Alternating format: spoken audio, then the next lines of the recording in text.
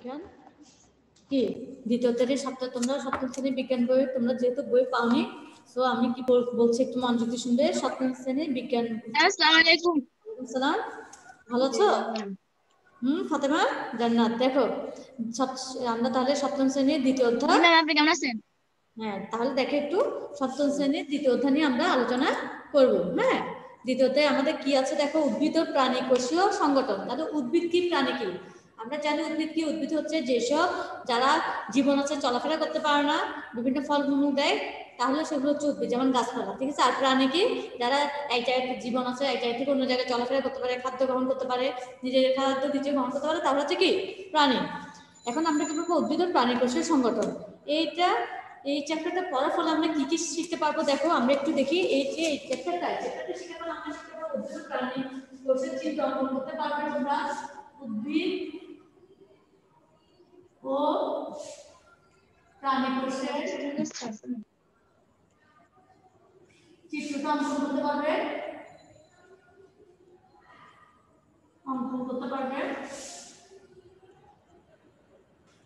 মানে আঁকতে পারবে আর কি। তারপর আর কি পারবে দেখো, প্রাণী উদ্ভিদ কোষের তুলনা করতে পারবে। প্রাণী কোষে কি থাকে, উদ্ভিদ কোষে কি থাকে, সেটা তুলনা করতে পারবে। তাহলে দেখো উদ্ভিদ ও প্রাণী কোষের তুলনা করতে পারবে। প্রাণী কোষের মধ্যে যে পার্থক্য, ঠিক আছে, তা করতে পারবে। তুলনা মানে পার্থক্যটা তুলনা করতে পারবে।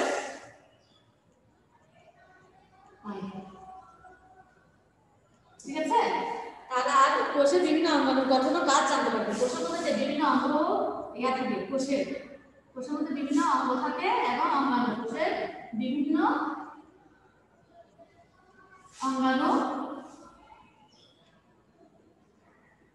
অঙ্গাণুর গঠন কি কাজ জানতে পারবে। কাজ ব্যাখ্যা করতে পারবে, অথবা জানতে পারবে, একই কথা শিখতে পারবে। যেহেতু তোমাদের বই নেই, তোমাদের সামনে বই থাকতে তোমাদের জন্য আরেকটু সুবিধা হতো। যেহেতু বই নেই, তাহলে তোমরা একটু মনোযোগ দিয়ে দেখো। তাহলে দেখো আমরা আজকে কি করবো, সপ্তম শ্রেণীর বিজ্ঞান বই থেকে দ্বিতীয় অধ্যায়ের মধ্যে আলোচিত বিষয় কি, উদ্ভিদ ও প্রাণী কোষীয় সংগঠন।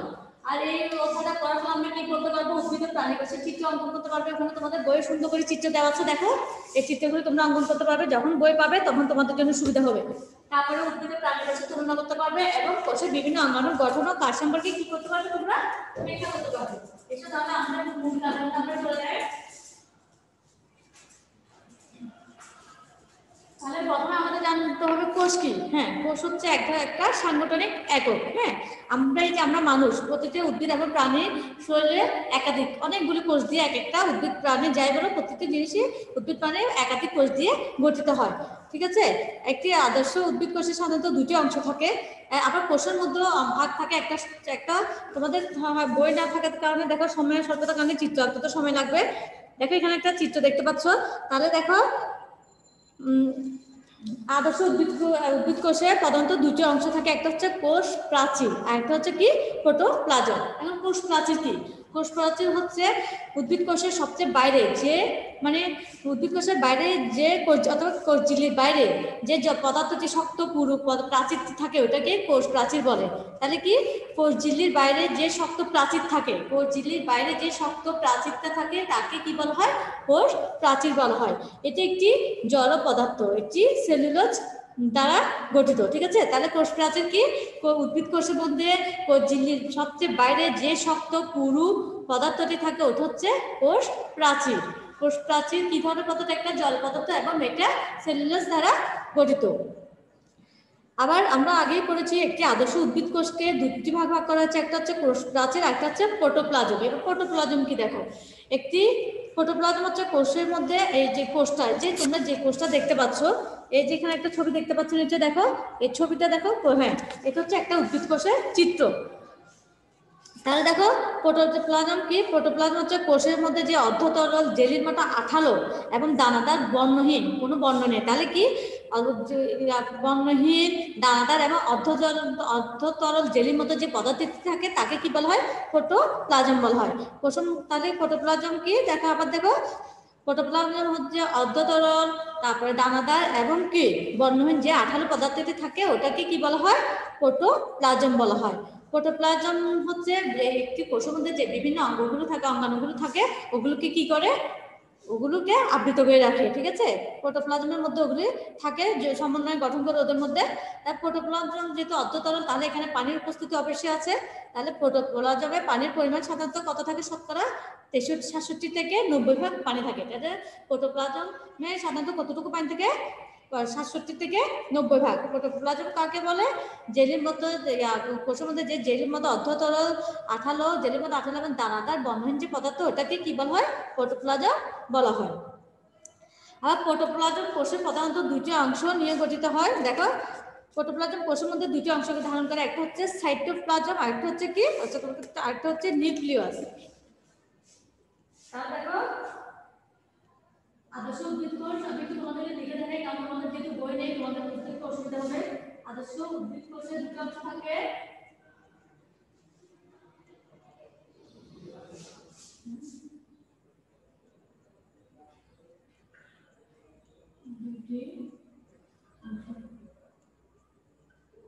কি কি? একটা হচ্ছে কোষ প্রাচীর, কোষ প্রাচীর,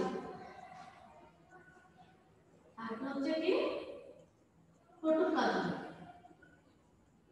প্রোটোপ্লাজম। তাহলে দেখো, কোষ প্রাচীর আর প্রোটোপ্লাজম। আবার প্রোটোপ্লাজম কয়টা অংশ থাকে? প্রোটোপ্লাজমের মধ্যে দুটো অংশ থাকে, একটা হচ্ছে কি দেখো নিউক্লিয়াস, আর একটা হচ্ছে কি সাইটোপ্লাজম। দেখো, একটা হচ্ছে কি সাইটোপ্লাজম,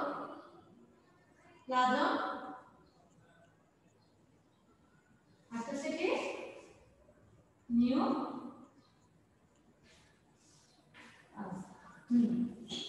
তাহলে দেখো, একটা আদর্শ কোষ দুটো অংশ নিয়ে গঠিত, একটা কোষ প্রাচীর, একটা হচ্ছে প্রোটোপ্লাজম। আবার প্রোটোপ্লাজম দুটো অংশ থাকে, একটা হচ্ছে কি সাইটোপ্লাজম, আর একটা হচ্ছে কি নিউক্লিয়াস। এখন সাইটোপ্লাজম কি আমরা দেখো জানে, কোষের প্রোটোপ্লাজমের নিউক্লিয়াসের বাইরে আবার সাইটোপ্লাজম কি।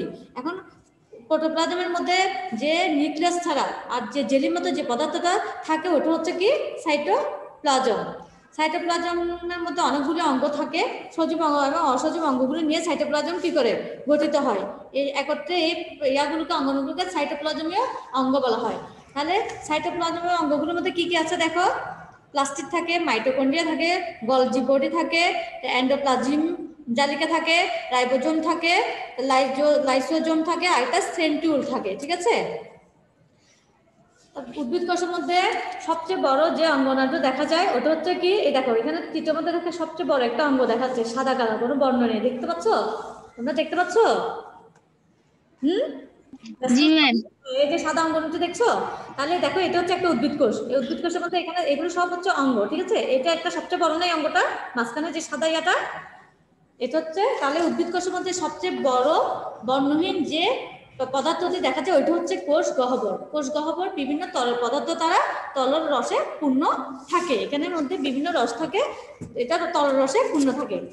এবার এটা উদ্ভিদ কোষে কোষ গহ্বর থাকে এবং অনেক বড় থাকে। প্রাণী কোষে সাধারণত কোষ গহ্বর থাকে না, আর থাকে একটা থাকে, ঠিক আছে? তারপর দেখো, কথা বলবে না, কথা বললে তো হবে না।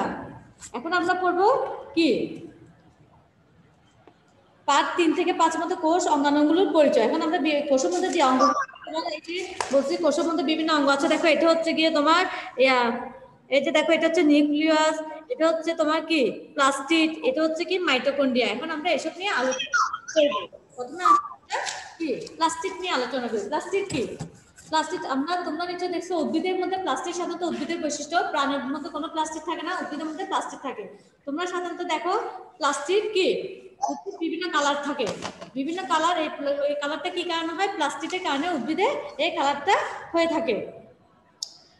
তারপরে দেখো, আর শুধু প্লাস্টিক যে উদ্ভিদের বর্ণটা ধারণ করে তা না, প্লাস্টিক উদ্ভিদের খাদ্য সঞ্চয় করতে, খাদ্য তৈরি করতে এবং খাদ্য কি সংরক্ষণ, খাদ্য তৈরি করতে, খাদ্য সঞ্চয় রাখতে এবং বিভিন্ন ধরনের কালার করতে গুরুত্বপূর্ণ ভূমিকা, বিভিন্ন রং করার জন্য গুরুত্বপূর্ণ ভূমিকা পালন করে। এটা উদ্ভিদ কোষের একটা গুরুত্বপূর্ণ বৈশিষ্ট্য।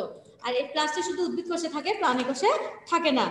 এই প্লাস্টিক বর্ণন যে প্লাস্টিককে আবার বিভিন্ন ভাগে ভাগ করা হয়ে থাকে, তোমরা একটু দেখো, আমি একটু দিচ্ছি বোর্ডের দিকে খেয়াল করো।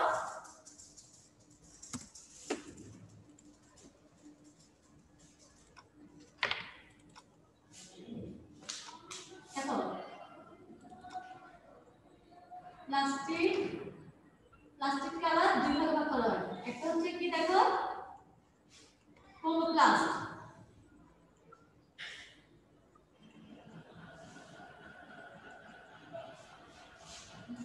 আরটা হচ্ছে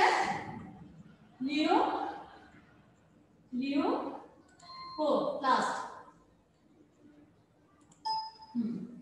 ক্রোমোপ্লাস্ট হচ্ছে বিভিন্ন বর্ণময় মানে রঙিন, এটা হচ্ছে রঙিনগুলোকে বলা হয় বিভিন্ন ধরনের তোমার উদ্ভিদের মধ্যে বিভিন্ন কালার দেখা যায়, ফলের মধ্যে বলো, পাতার মধ্যে বলো, বিভিন্ন ফল ফুলের মধ্যে যে কালারটা দেখা যায় ওটা হচ্ছে কি রঙিন। আর লিউকোপ্লাস্ট মানে হচ্ছে বর্ণহীন মানে সাদা, যেটা সাদা কোনো বর্ণহীন। আবার এই ক্রোমোপ্লাস্টকে আবার দুই ভাগে ভাগ করা হয়। দেখো, একটা হচ্ছে কি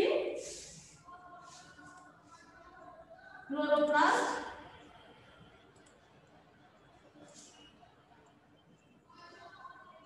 আরেকটা হচ্ছে ক্রোমোপ্লাস্ট।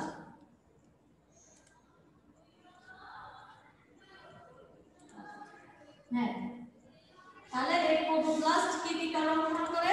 সবুজ রং। ক্রোমোপ্লাস্ট যেটা থাকে ওটা যে রংটা সবুজ দেখবে, ওটাতে মনে করবে তোমরা কি যে ফলটা যে গাছের পাতা সবুজ দেখবে ওখানে ক্লোরোপ্লাস্ট আছে। আর যে ইয়াতে দেখবে তোমরা লাল হলুদ ও কমলা কালার ওখানে কি থাকে? ক্রোমোপ্লাস্ট থাকে। যেখানে সবুজ রং থাকে ওটা ওখানে ক্লোরোপ্লাস্ট থাকে, আর যেখানে লাল হলুদ অথবা কমলা কালার থাকে ওখানে ক্রোমোপ্লাস্ট থাকে। এই তাহলে আমরা কি দেখলাম? প্লাস্টিককে দুই ভাগে ভাগ করা হচ্ছে, ক্রোমোপ্লাস্ট আর হচ্ছে লিউকোপ্লাস্ট। ক্রোমোপ্লাস্ট হচ্ছে যেগুলি কালারফুল ওগুলোকে ক্রোমোপ্লাস্ট বলে, আর যেটা বর্ণহীন সাদা সাধারণত আমরা গাছের মধ্যে কোথায় দেখি? উদ্ভিদে শিকড়গুলো সাধারণত বর্ণহীন থাকে। তাহলে ওখানে কি বর্ণহীন, যেহেতু ওখানে কি আছে তোমার লিউকোপ্লাস্ট আছে। আর পাতা যেহেতু সবুজ ওখানে কি আছে? ক্রোমোপ্লাস্ট আছে। আরো ক্রোমোপ্লাস্টকে দুই ভাগে ভাগ করা হয়েছে, একটা হচ্ছে ক্লোরোপ্লাস্ট আর হচ্ছে কি ক্রোমোপ্লাস্ট। ক্লোরোপ্লাস্ট কোনটা? যেটা আমরা দেখি তো ধরো একটা টমেটো, প্রথমে টমেটোটা ধরার সময় প্রথম দিকে এটা সবুজ থাকে, তখন এটার মধ্যে কোন পদার্থটা থাকে? প্লাস্টিক থাকে, প্লাস্টিক থাকে। আস্তে আস্তে এটা দেখবা যে হলুদ থেকে আস্তে আস্তে লাল হয়ে যাচ্ছে, তখন এটাতে ক্লোরোপ্লাস্টটা উপস্থিত হয়। তাহলে আমরা দেখতে পেলাম ক্লোরোপ্লাস্ট থেকে ক্লোরোপ্লাস্ট হয়, ক্লোরোপ্লাস্ট থেকে আবার লিউকোপ্লাস্ট থেকে আবার কি ক্লোরোপ্লাস্ট হতে পারে, আবার ক্লোরোপ্লাস্ট থেকে আবার লিউকোপ্লাস্ট হতে পারে। যেমন তুমি একটা দুর্বাঘাসের মধ্যে সবুজ দুর্বাঘাসের মধ্যে তুমি যদি একটা ইট ফেলে রাখো, কয়েকদিন ফেলে রাখার পর ইটটা উঠে দেখবে এই সবুজ ঘাসগুলো সাদা হয়ে গিয়েছে, তাহলে ওটা দেখো ক্লোরোপ্লাস্ট থেকে ক্রোমোপ্লাস্টে লিউকোপ্লাস্টে পরিণত হয়েছে। ঠিক আছে, কারণ ওখানে সূর্যের আলো যায়নি, সূর্যের আলোর মাধ্যমে পাতা যে সবুজ ক্লোরোফিলের মাধ্যমে যে খাদ্য সঞ্চয় করে, এটা কিন্তু প্লাস্টিকের এতে গুরুত্বপূর্ণ ভূমিকা পালন করে। তারপর আবার তুমি ওই পাথরটা সরিয়ে দেওয়ার ফলে দেখবে ঘাসগুলো কি কিছু সরিয়ে কিছুদিন রেখে দিলে দেখবে এইসব সাদা ঘাসগুলো আস্তে আস্তে আবার সবুজ রং ধারণ করছে। তাহলে শুধু এটা না, আমরা যে বিভিন্ন ফুল দেখি, ফুলের মধ্যে বিভিন্ন ফুলের পাপড়ি, তারপরে তোমরা বিভিন্ন ফল দেখো সবুজ লাল হলুদ বিভিন্ন কালার হচ্ছে, এগুলো সবই কি প্লাস্টিকের কারণে হয়ে থাকে। কোন প্লাস্টিক? ক্রোমোপ্লাস্টের কারণে। ঠিক আছে, এবার দেখো আমরা মাইটোকন্ড্রিয়া সম্পর্কে জানি। মাইটোকন্ড্রিয়া কোষের একটা গুরুত্বপূর্ণ কোষের একটা গুরুত্বপূর্ণ অঙ্গ। এটা কি করে? যাবতীয় কাজে শক্তি উৎস করে দেখে এটাকে কি জীবের বিভিন্ন শক্তির উৎস হচ্ছে মাইটোকন্ড্রিয়া। এই জন্য মাইটোকন্ড্রিয়াকে কি বলা হয়? পাওয়ার হাউস বা কি শক্তির ঘর বলা হয়। কি কারণে? মাইটোকন্ড্রিয়া কি দেখো সজীব উদ্ভিদ, কোষটা তোমাকে সজীব হতে হবে। সজীব উদ্ভিদ বা প্রাণী কোষে সাইটোপ্লাজমে বিক্ষিপ্তভাবে ছড়িয়ে থাকে অসংখ্য কি অঙ্গাণু, লম্বাকার বা দণ্ডাকার কিছু কি অঙ্গাণু থাকে, এগুলোকে মাইটোকন্ড্রিয়া বলে। মাইটোকন্ড্রিয়াতে প্রধানত দুইটা স্তর থাকে, একটা হচ্ছে কি বহিঃস্তর, একটা হচ্ছে অন্তঃস্তর। মানে দুইটা পর্দা থাকে, একটা বহিঃপর্দা বাইরের পর্দা, একটা ভিতরের পর্দা অন্তঃপর্দা। ঠিক আছে, বহিঃপর্দাটা সাধারণত মসৃণ হয় আর অন্তঃপর্দার মধ্যে আঙ্গুলের মতো কিছু ভাঁজ থাকে। এই যে তোমাকে আচ্ছা এখানে তো বোঝাচ্ছে না। তাহলে দেখো মাইটোকন্ড্রিয়া কি? মাইটোকন্ড্রিয়া হচ্ছে সাইটোপ্লাজমে, কোষের সাইটোপ্লাজমে বিক্ষিপ্তভাবে ছড়িয়ে থাকা ছোট ছোট দণ্ডের মতো যে অঙ্গাণু থাকে ওগুলোকে মাইটোকন্ড্রিয়া বলে। মাইটোকন্ড্রিয়াতে সাধারণত দুটি অংশ থাকে, একটা হচ্ছে কি অন্তঃপর্দা, একটা হচ্ছে বহিঃপর্দা। বহিঃপর্দা সাধারণত বহিঃপর্দা মানে বাইরের পর্দাটা, অন্তঃপর্দা মানে ভিতরের। বাইরের পর্দাটা সাধারণত মসৃণ হয় আর ভেতরের পর্দাটা আঙ্গুলের মতো কিছু ভাঁজ থাকে, এগুলোকে কি বলা হয়? ক্রিস্টি বলা হয়। ঠিক আছে, তাহলে অন্তঃপর্দার মধ্যে আঙ্গুলের মতো যে ভাঁজটা থাকে ওগুলোকে কি বলে? ক্রিস্টি বলে। জীবের যাবতীয় বিপাকীয় কাজ যে শক্তির উৎস হচ্ছে কি মাইটোকন্ড্রিয়া, এই জন্য মাইটোকন্ড্রিয়াকে কি বলা হয়? পাওয়ার হাউস বলা হয়। তারপর দেখো গোলজি বডি। গোলজি বডি কি দেখো নিউক্লিয়াসের ইয়ার মধ্যে অনেকগুলো কি থাকে? উৎসেচক এবং হরমোন জাতীয় কি থাকে? ক্ষরণ করে এই গোলজি বস্তু। উৎসেচক এবং হরমোন ইত্যাদি ক্ষরণ করে কি গোলজি বস্তুর কাজ হচ্ছে কি বিভিন্ন যে উৎসেচক ও হরমোন থাকে এগুলোকে ক্ষরণ করা হচ্ছে গোলজি বস্তুর কাজ। তারপর দেখো সেন্ট্রিওল কি? প্রাণী কোষে। সেন্ট্রিওল সাধারণত প্রাণী কোষে থাকে, এটা উদ্ভিদ কোষে থাকে না। সেন্ট্রিওল কি? প্রাণী কোষে নিউক্লিয়াসের কাছে দুইটি ফাঁপা নলাকার বা দণ্ডাকার অঙ্গাণু দেখা যায়। তাহলে নিউক্লিয়াসের কাছে থাকে এই সেন্ট্রিওলটা ফাঁপা নলাকার অথবা দণ্ডাকার, নলের মতো অথবা দণ্ডের মতো দুইটি অঙ্গ দেখা যায়, এটাকে কি বলা হয়? সেন্ট্রিওল বলা হয়। ঠিক আছে, এবার আমরা নিউক্লিয়াস নিয়ে একটু আলোচনা করে দেখো নিউক্লিয়াস কি।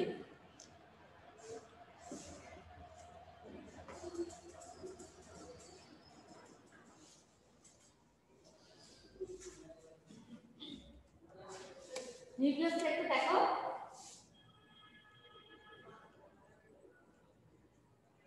এটা হচ্ছে নিউক্লিয়াসের একটা বাইরের কি আবরণ। ঠিক আছে, আমি জাস্ট তোমাকে একটু দেখাচ্ছি, এর জন্য তোমাদের কাছে বইটা এটা চিত্রটা ছোট কারণে তোমাদের দেখতে অসুবিধা হবে। দেখো এখানে সুতার মতো তুলে পেঁচানো ইয়া দিচ্ছি আমি।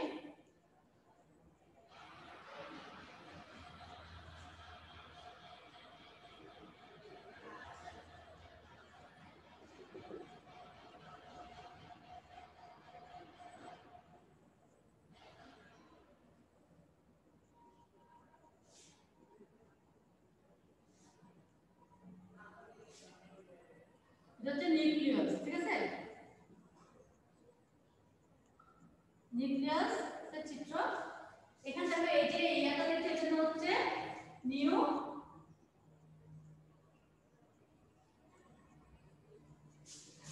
মেমব্রেন। মেমব্রেন মানে হচ্ছে পর্দা। মেমব্রেন মানে হচ্ছে কি পর্দা, নিউক্লিয়ার মেমব্রেন। তারপর দেখো এখানে যে গলার ইয়াটা দেখতে পাচ্ছ, যে সবচেয়ে কালো ঘন বস্তুটা, এটার নাম হচ্ছে কি দেখো নিউক্লিয়াস।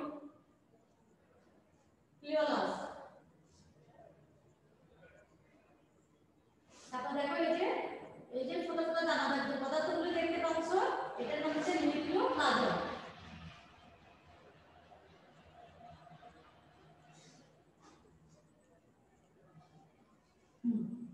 আর এটা দেখো এই যে সুতার মতো কিছু তন্তু দেখা যাচ্ছে, জালের মতো সুতার মতো লম্বা লম্বা দেখতে পাচ্ছ, এগুলোর নাম হচ্ছে তোমার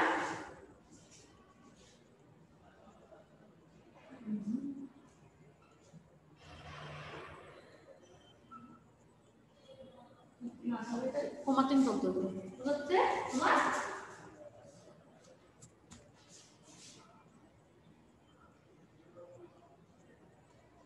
তন্তু। তাহলে দেখো একটা নিউক্লিয়াসকে সাধারণত কয়টা অংশ ভাগ করা যায়? একটা নিউক্লিয়াসকে সাধারণত 4টি অংশ ভাগ করা যায়। তোমরা কি দেখতে পাচ্ছ? জি ম্যাম। দেখো তাহলে তোমরা যেহেতু বইয়ে এটা ছোট করে আছো তোমরা দেখতে পাবে না, সেই নামটি এঁকে দিলাম। একটা নিউক্লিয়াসে সাধারণত কয়টা অংশ থাকে? 4টা।